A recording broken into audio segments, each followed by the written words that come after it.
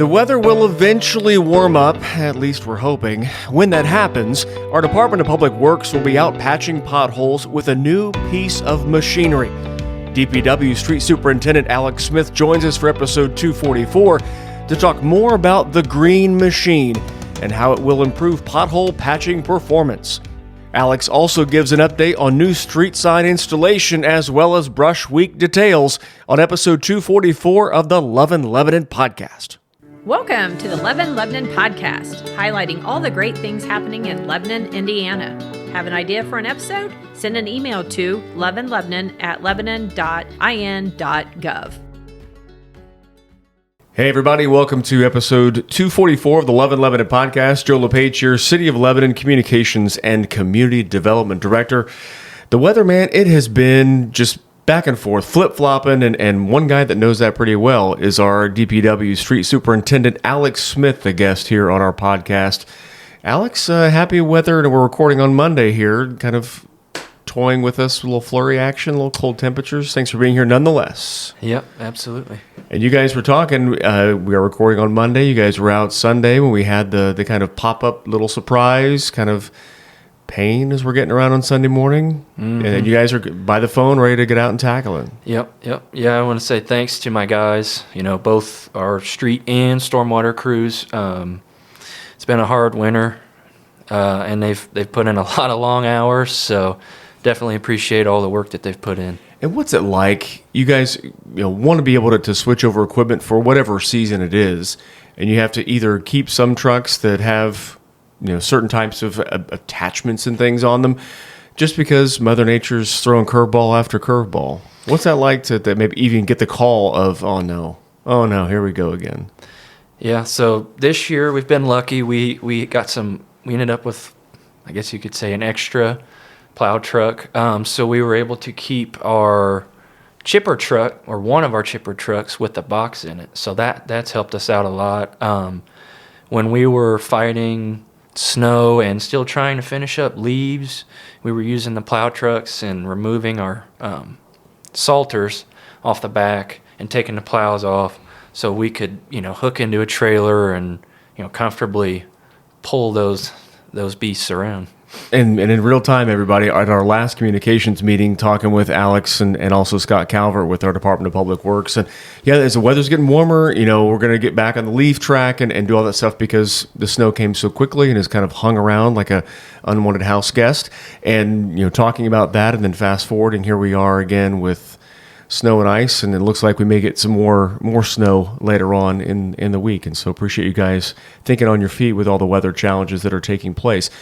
But looking ahead, when the snow finally does melt and we're able to consistently wear, lighter jackets and, dare I say, shorts, temperatures get that way, you guys are going to be out and about and doing a lot of the road repair work and kind of looking at some of that stuff. We're talking about pothole patrol and going out and being able to cold mix and another piece of technology that you guys are employing and going to do so on a more consistent basis. Can you kind of talk about that to combat potholes in our community? Absolutely. Yeah, so in the winter, obviously the asphalt plants, they shut down. So what we have to use is the cold patch, which is sometimes can permanently hold if you get lucky. But we use that until the plants start running asphalt. And then we also have a machine that we actually just got last year. Mayor Matt actually really liked the work that it did when we demoed it, so he allowed us, to get that. It's called a total patcher, and we use it obviously for potholes as well as there's like alligator cracking in the road. Essentially is you put like a thin layer of like oil basically, and then clean stone, crushed stone, and then we roll it in, and it basically, after a couple of weeks, you can't even really tell that it's there. It's something new that we're going to have out a lot this year. We were, kind of playing with it last year towards the end of our season, and so you'll see that that green machine running all the time this summer. The green machine. I like that. I like that. But with the cold mix you talked about, where you're hoping that it maybe is a permanent fix, but it's obvious that you guys have done work there, and there's a remnant of, there was a pothole there, and you can tell that it's been remedied somewhat. But this new device, this green machine, you guys were talking about, where you used it last year, and you go there now, and it doesn't even look like there was a pothole to begin with, but then it doesn't even leave anything behind that lets you know that there was work done. It really just it's a blemish repair to the road. Yep. So with the stone, you may have a little bit of loose stone work up, but what we do is after 3 to 5 days, we'll send our street sweeper over there. He cleans that up, and then that's it. And that's gone. Yep. And we're hoping to do, if we ever get warmer weather, to be able to show a video of this and being able to work with the guys and show exactly how that works and just kind of seeing how that is improving the roadways around the community. Before we hit record, Alex, you talked about the roads and their score and things along those lines. Can you kind of, when people hear that phrase, the road score and Payzer ratings and things along those lines, when they hear that, what does that mean to you in the Department of Public Works as the street superintendent? So our Payzer score is essentially how our roads are graded. So it's a scale from 1 to 10, 10 being perfect, basically a brand new repaved road, and 1 obviously being the lowest score. So we're trying to improve upon our score, get our average up, that kind of thing. So. And you guys go through and I know in overhearing the mayor, you should probably hear him speaking behind us here, the doors as we're recording this podcast. Like you guys have a map of which roadways are lacking and which ones are stellar and can kind of be not left untreated, but being able to kind of put on a back burner, and ones that need some TLC to bring that score up. And so you guys kind of look at those and work on those and hopefully repair those in short order. Yeah, we worked with a company called Avenue.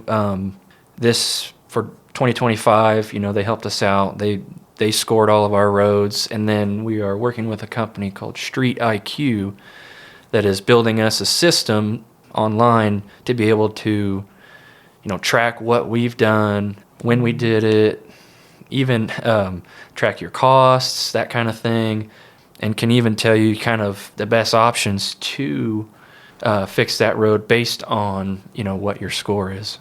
Awesome. Everybody, we're talking with Alex Smith. He's the street superintendent for the Department of Public Works on the Love and Lebanon podcast, episode 244. Now, that's not the only thing you guys are doing, taking care of the snow and ice and all that, and being able to also game plan for pothole issues throughout our community. You guys are gearing up also when the weather improves to be able to do some painting as well. Yep. And you guys have been out and about, probably see the painting around the curbs areas and some stop bars as well. What's kind of on the top of your list when it comes to painting as the weather improves? Is it similar to the Payzer rating where it's like, this is overdue for a new paint job, a rework of sorts, and we need to hit that? Yeah. We have a paint crew, and those guys, they try to keep an eye on areas that are lacking, that kind of thing.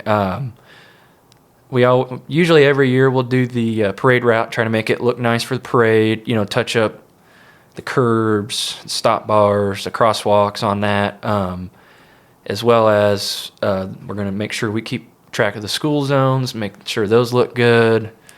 That way, with the crosswalks, it's a lot safer for the kids. So, yeah.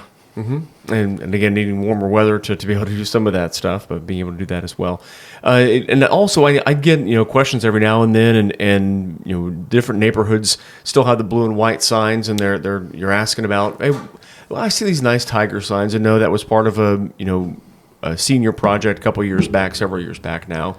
And when are my tiger signs coming? And can you kind of that's been something that's been on the to-do list and slowly being marked off.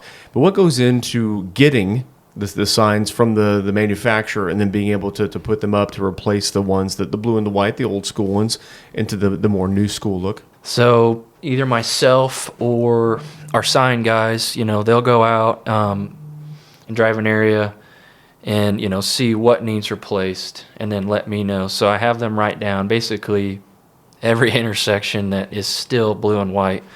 And we're trying to work our way through it. We budget for it each year. It's a very expensive process with the sign posts. That adds on a cost. The street signs themselves aren't bad, price-wise, but yeah. So we place that order. It's made by a great company called Stello Products. We've been working with him a lot, So anyways, we ordered, I believe, almost 110 tiger signs to put up for 2026. And we want to get this fully completed, hopefully within the next, year or two. And I hope that the folks listening to this podcast, our residents as well, know that, like you mentioned, ordering 110 signs, and that is a drop in the bucket to the overall number of signs that will be replaced. I mean, we're talking thousands to be able to kind of upgrade and change all those over. So it does take time to be able to do that. And it's not one thing that you can focus on 100% with all crew members because of the other things we've talked about, the weather and all those things. And oh, by the way, Brush Week we'll be talking about in a little bit. But it takes some work to be able to switch that out. Yeah, absolutely. Craig Hurst, he's been our sign guy. He does a very good job with those. He takes a lot of pride in that, as well as teaching the new guys, the younger guys, kind of the tips and tricks on how to put those up. I know it takes a lot of work, and you mentioned Craig, who's been with the DPW for 30 plus years now. So he loves what he does, and great that he is showing the next generation of DPW employee as well. Folks, we're talking with Alex Smith. He's the street superintendent for our Department of Public Works here on episode 244 of our podcast. Alex, it is a time unlike any other around our community. The Brush Week seasons of when that takes place within our community. You mentioned earlier, you guys are still tackling and still looking over the leaf removal because of the early snowfall and the fact that it's just sticking around and continues to do so. But Brush Week is upon us. The dates have been set. We'll be adding them to social media and the website as well. And I see you pulling it up there to make sure everyone knows when Brush Week takes place. Yeah, so our first Brush Week will be April 6th through the 17th. So that's, two straight weeks. And then we will also run a leaf machine for those 2 weeks. After the 17th, the leaf machine goes up, and we're done until the season starts again in October. After that, we have May 11th through the 15th, June 8th through June 12th, July 6th through July 10th, August 3rd to August 7th, and September 7th through September 11th. Okay.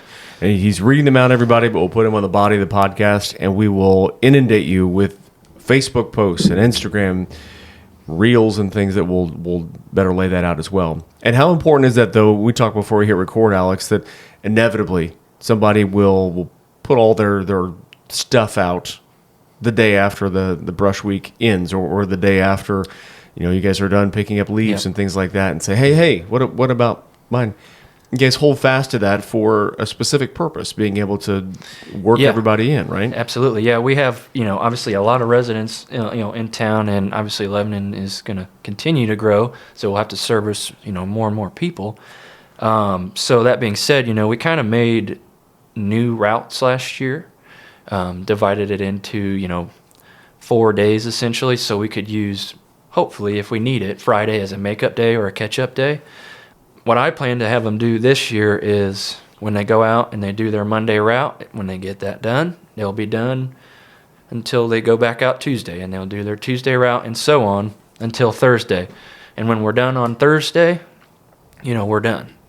And we have the fleet tracker, so if we did miss a pile, we will make sure we go back and get it. But a lot of times we just run into, what you just brought up is they see us go by, then they want to put it out and say, well, they skipped. Try to flag you down. Yeah. So, we definitely utilize the fleet tracker a lot, for that kind of thing. Mm-hmm. And everybody, if you want to check out the fleet tracker for yourself, you can do that. It's fully transparent, and on our homepage, just look for, I think it's winter weather storm vehicles tracker, something like that. I'll put the link to that as well, so you can kind of see where the guys are working, see where they've been, and kind of see. Is it still following the trash days for the pickup? Is that switched it up? Okay. No, we've adjusted it. Yeah, we've adjusted that. Sometimes we run into issues with the trash truck. Just Yeah, both kind of of the us same, being yeah. able to go by. Obviously, we both take up a And lot trash of room. carts so- that are out can maybe kind of Yep. nearby. Yeah, absolutely. That makes sense. Okay. Well, again, everybody, I'll put the dates that Alex just shared for Brush Week on not only our website, but on the body of this podcast as well. Alex, thanks for being here on the pod, and thanks for all you guys do. I know it's a juggling act a lot of times, and Mother Nature is cruel sometimes around Indiana, of course, and unpredictable. But appreciate you guys kind of navigating that and updating as well. Yep, absolutely. Thank you for having me. All right. Everybody, thanks for listening to this episode of the Love and Lebanon podcast. More episodes coming your way. Take care.